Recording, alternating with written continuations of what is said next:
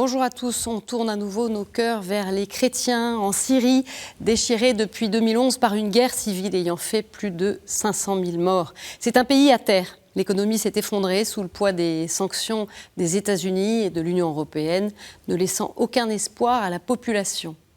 Située au Moyen-Orient, la Syrie a pour capitale Damas. Ces estimations sont à prendre avec prudence car il n'y a pas de recensement officiel. La Syrie compterait aujourd'hui 18 millions d'habitants, majoritairement musulmans. Les chrétiens sont autour de 3%.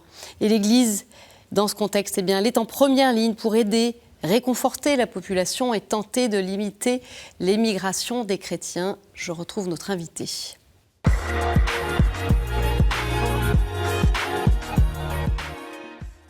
Robert Chellotte, bonjour. Bonjour. Merci beaucoup de nous rejoindre à l'occasion de votre passage. Alors, quelques mots pour faire connaissance. Vous êtes né en Syrie, vous avez aussi vécu au Liban et depuis 2017, vous vivez à nouveau en Syrie, à Alep.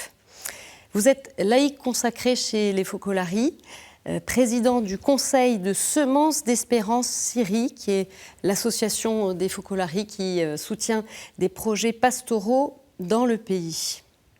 Alors la Syrie, on le voit bien, elle n'est plus du tout au cœur de l'actualité avec la guerre à Gaza, en Ukraine, au Liban. Mais la guerre se poursuit. Qu'est-ce que vous pouvez nous dire de ce que vivent les chrétiens au quotidien ? Bien, bonjour. Merci pour votre accueil et de me donner cette occasion de parler à nouveau de la Syrie. Donc, les chrétiens en Syrie vivent comme tous les autres. Ils souffrent beaucoup à cause des conséquences du conflit qui dure depuis, comme vous avez dit, depuis déjà 2012. Donc, la situation économique est très grave en Syrie. Le coût de la vie est très cher, en particulier à cause des sanctions internationales. Par exemple, pour vous donner une idée, un salaire moyen peut arriver à 40 € par mois, tandis qu'un kilo de viande arrive à 12 €. Donc, vous voyez, il y a tout d'abord, c'est-à-dire les chrétiens, même les autres, ils ont ce souci de comment faire nourrir. Se nourrir, c'est déjà voilà. La priorité. La priorité. Et puis, il y a, à part la nourriture, il y a les médicaments qui manquent, le matériel médical qui manque, le courant électrique à raison de 3 à 4 heures chaque 24 heures. Tout est rationné, le pétrole, le gasoil pour se réchauffer. Donc, une situation qui nous fatigue. C'est-à-dire, quand nous marchons dans les rues, je vois maintenant les personnes qui sont vraiment, ça se voit sur leur visage, qui sont vraiment, vraiment fatiguées, à bout de souffle. Voilà, ça c'est la réalité de la vie au quotidien, quoi. C'est ce que vous éprouvez aussi, de la fatigue ? Oui, bien sûr. Oui. C'est-à-dire, nous sommes fatigués, mais malgré ça, c'est-à-dire il y a aussi, il ne faut pas oublier l'hémorragie, disons, la grande émigration des chrétiens à l'extérieur du pays, mais pas seulement les chrétiens, aussi les musulmans émigrent, mais puisque les chrétiens sont une minorité, ça se voit, ça se constate. C'est visible. Oui, c'est visible. À chaque dimanche, quand j'assiste à la messe, je remarque qu'il y a toujours moins de personnes qui assistent à la messe, donc c'est sûr qu'il y a beaucoup de jeunes garçons qui quittent la Syrie, de jeunes familles. Donc, voilà. Mais malgré tout, je dirais, malgré ce cadre très dramatique, voilà, les chrétiens continuent à aller de l'avant autant qu'ils peuvent. Ils ont la foi, ils prient, ils font beaucoup d'activités pastorales, sociales, un peu de tout, disons. Voilà.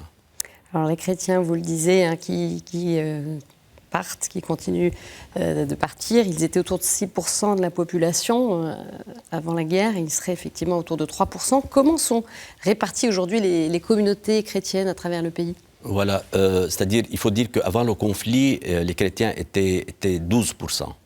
Donc, sur une population de 23 millions, ils étaient presque à 1 300 000.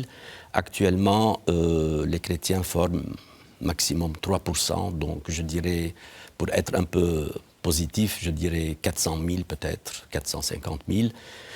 La ville d'Alep, qui comptait 130 000, maintenant c'est autour de 20 à 25 000.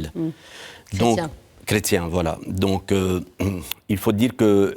Et dans le reste du pays, il y a d'autres communautés chrétiennes? Oui, c'est un peu le même pourcentage. Maintenant, ces communautés chrétiennes, selon l'histoire que nous avons vécue en Syrie depuis le début du christianisme, et donc, vous savez qu'il y a les églises orientales, qui sont toujours des églises orthodoxes, disons. Il y a eu aussi, à un certain moment, leur correspondant en église catholique orientale, le rite oriental. Donc, qui sont unis à Rome, hein? Oui, nous avons donc les Maronites, les Syriaques catholiques, les Grecs catholiques, les Arméniens catholiques et les Chaldéens, et en plus de l'église catholique romaine. Donc, on a toutes ces communautés, surtout dans les grandes villes.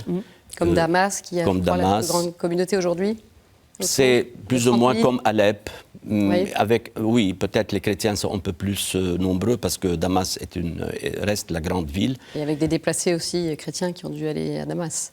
Oui, bien sûr. Et donc, toutes ces paroisses sont réparties selon la liturgie, selon le rite. À Alep seul, par exemple, qui compte maintenant justement entre 20 et 25 000, vous avez 6 évêques catholiques, vous avez 3 évêques orthodoxes, 2 autres ou 3 autres responsables des églises protestantes. Donc, tous les fidèles, voilà, ils vont dans leur paroisse selon leur liturgie ou bien leur rite. Parfois aussi, ils vont dans d'autres paroisses, tout dépend. Ils choisissent la paroisse la plus proche.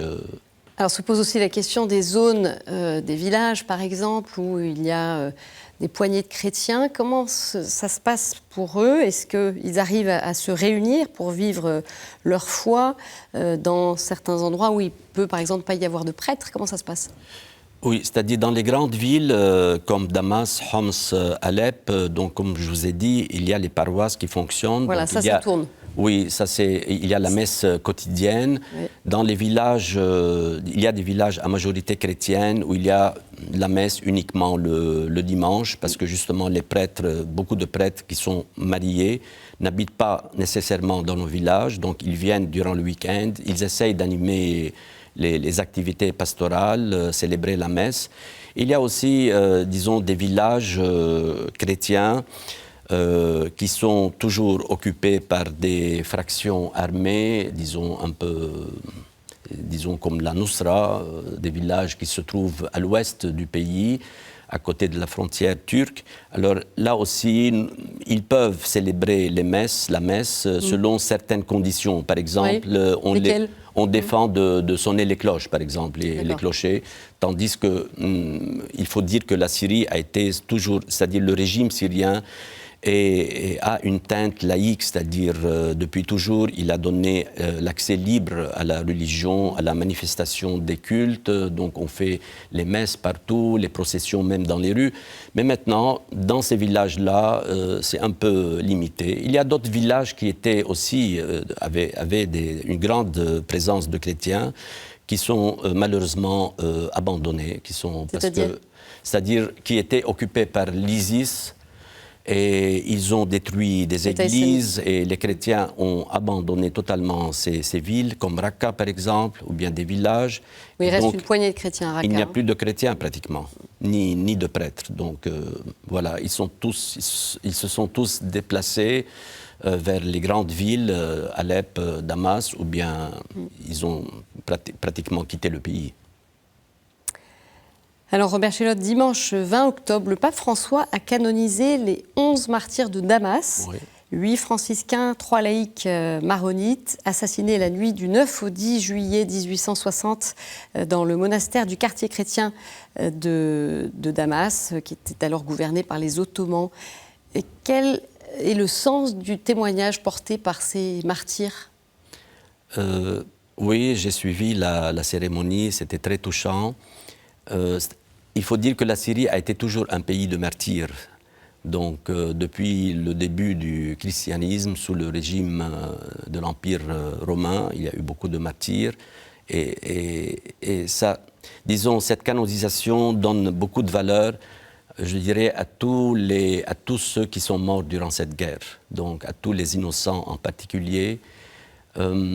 Ça nous encourage dans le sens que, malgré tout, il y a, je ne sais pas comment l'exprimer, mais il y a une espérance c'est-à-dire le martyr a offert quelque chose à ce pays. Et donc, il y a une intention de réconciliation entre les... Qui vient d'où ? Justement, d'avoir offert sa vie, sa propre vie pour une cause, disons. Et donc, ça ouvre une voie de réconciliation aussi entre chrétiens et musulmans. Ça donne un sens au martyr quotidien, parce que, comme je vous ai dit, les gens souffrent. Moi, je l'appelle ça un martyr au quotidien. C'est ce que vivent les Syriens aujourd'hui.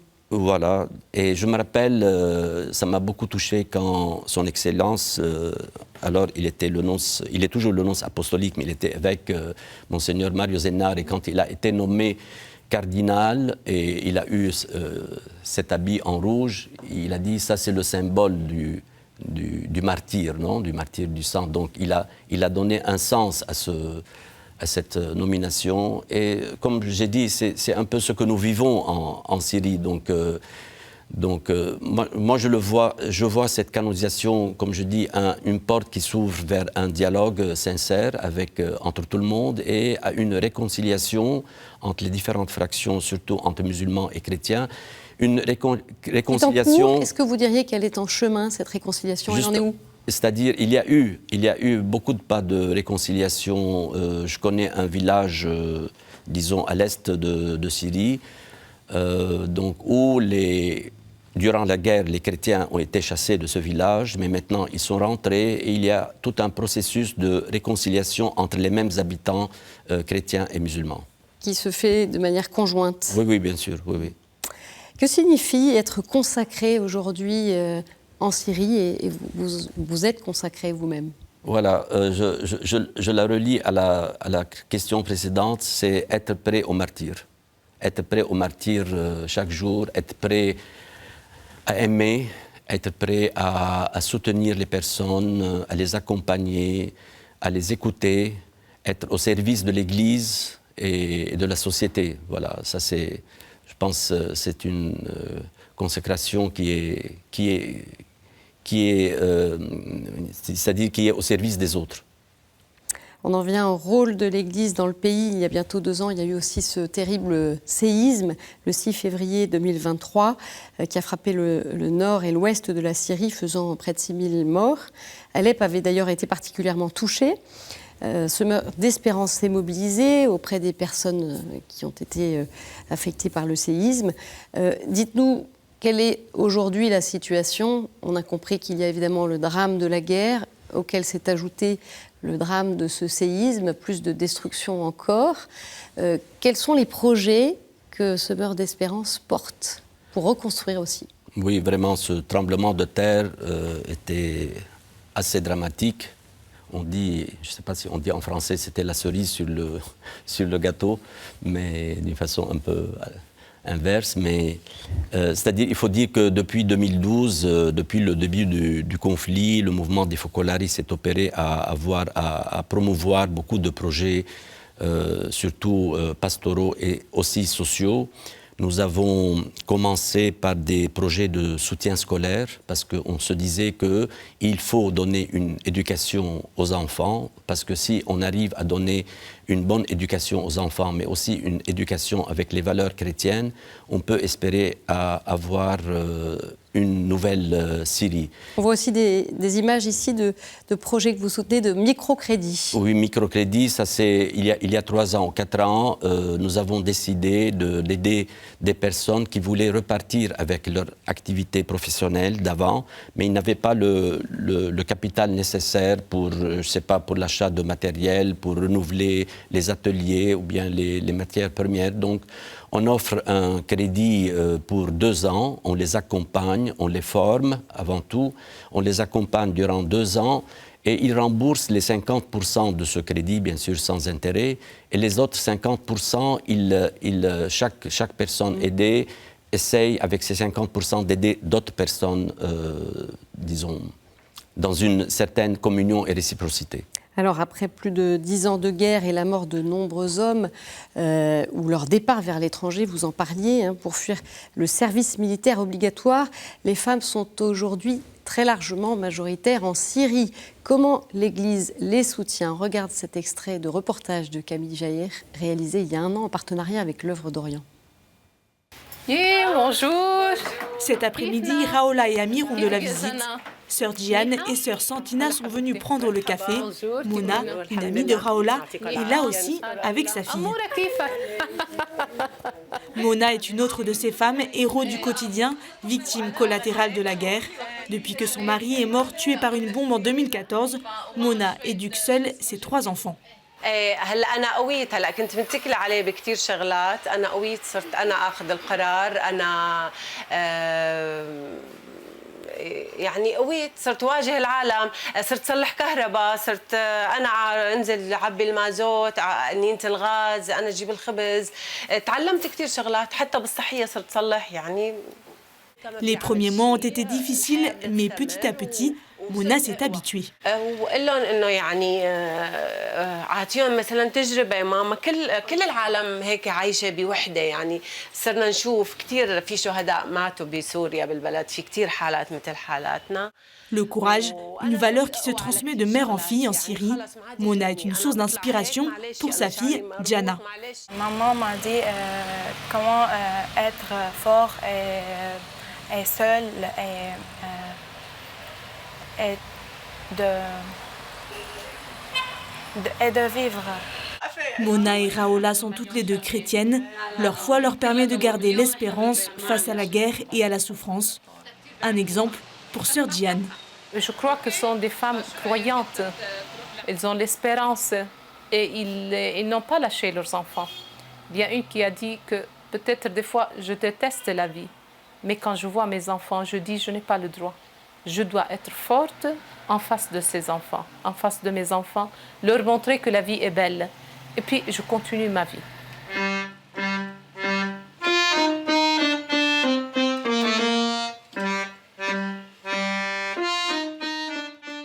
Une réaction, Robert Chelod, sur ces femmes si courageuses. C'est courageux, oui. Nous avons aussi, c'est-à-dire au sein du mouvement des Focolari, nous avons aussi beaucoup de projets pour justement la promotion féminine. Donc nous avons des projets pour enseigner, disons, pour donner des cours d'informatique, d'anglais, de couture, même haute couture. Et voilà, parce que justement la situation de la femme en Syrie est difficile. Il y a beaucoup d'hommes ont quitté leur foyer, même les jeunes. Nous assistons maintenant aussi à notre drame, disons, il y a beaucoup de vieilles personnes qui sont restées seules à la maison. Donc nous organisons des cours aussi, de donner des cours à des auxiliaires de vie pour justement aller soutenir les vieilles personnes qui se trouvent seules dans leur foyer. Robert Chelod, on va terminer avec ces questions qui sont plus personnelles et c'est suffisamment rare pour le souligner. Vous êtes apparenté au patriarche syriaque catholique Georges V Chelod, qui vécut au XIXe siècle. C'était un cousin de votre grand-père. Oui, c'est un cousin de mon grand-père, oui. Comment est-ce qu'il vous inspire? Voilà, c'est une figure importante pour vous? Oui, c'est-à-dire quand j'ai lu récemment son histoire en détail, j'ai su que par exemple en 1850, quand il y a eu des incendies à Alep, il était évêque, il a quitté sa ville natale, il est parti en Europe pour justement recueillir des fonds pour la reconstruction de son église et pour aider les pauvres. Alors je me suis dit, je fais presque comme lui, je suis depuis 2 semaines en tournée en Europe, justement pour sensibiliser les gens envers la Syrie, envers aussi le besoin de raviver un peu les aides, disons, parce que nous nous trouvons vraiment dans une situation assez difficile depuis la guerre en Ukraine et maintenant à Gaza et au Liban. Donc, il y a moins de soutien. Il y a moins de soutien, beaucoup moins de soutien, surtout au début, surtout à cause de la guerre en Ukraine et en Russie. Voilà. Une dernière question. Quelle prière chère au cœur des Syriens souhaitez-vous nous partager? Bien, je vous propose justement une prière qui a été écrite par le fameux Saint Éphrem, le Syriaque, qui était amoureux de la Vierge Marie, et je la lis tout simplement. Ya walidat al-ilah at-tahira, anti jawharat al-nisa. حملت من يحمل الجميع وفيك تحقق سر التجسد العظيم. يا مملوءة نعمة أنجبت نور العالم، ذاك الذي يضيء ظلماتنا ويهدينا إلى الحياة الأبدية. يا مريم ملجأ الخطأ، يا عزاء المتألمين، تشفعي لنا لدى ابنك الحبيب لكي تتطهر قلوبنا وتخلص نفوسنا. يا ملكة السماء والأرض، يا أم الرحمة، نكرمك ونمجدك ونستودع محبتك مستقبلنا. Merci Robert Chelod de nous avoir partagé cette prière. Et on va poursuivre tout de suite avec quelques autres informations.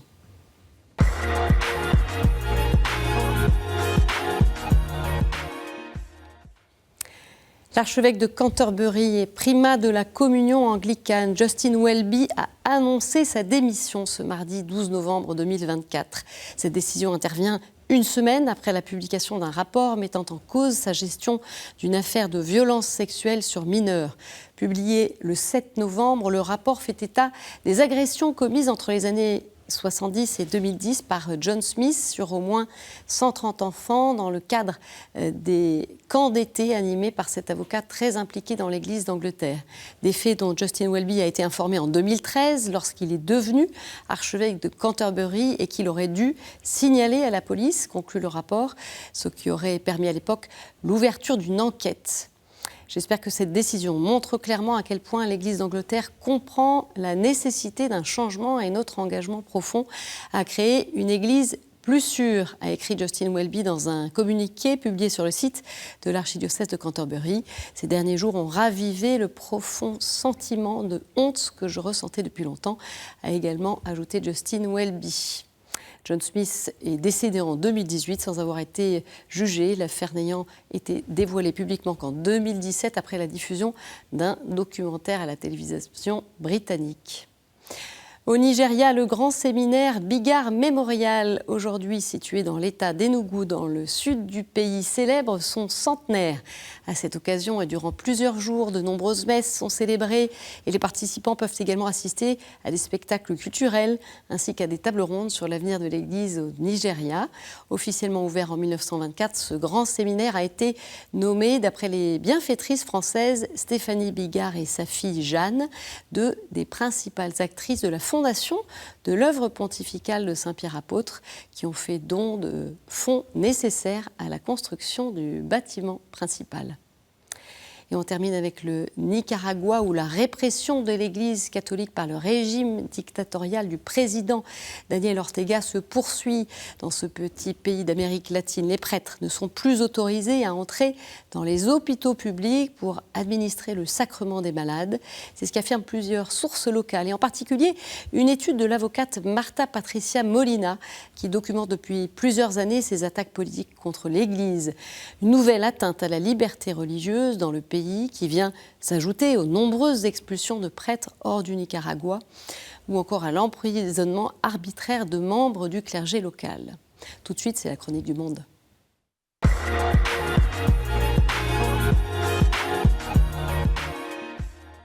Et on retrouve le père Gentine, prêtre de l'archidiocèse de Hanoï au Vietnam. Bonsoir à tous, je suis le père Jean Nguyen Thinh. Je suis le curé de la paroisse de Bút Dông, une paroisse de Hanoï. Aujourd'hui, nous sommes rassemblés dans notre cimetière pour exprimer notre foi en la résurrection du Christ. Nous croyons que le Christ est ressuscité, c'est pour ça que nous prions pour nos défunts. Nous demandons la miséricorde du Seigneur pour tous nos défunts, que le Seigneur pardonne toutes leurs fautes pour qu'ils puissent être avec Dieu au ciel. Voici quelques images de notre foi. Je vous le présente.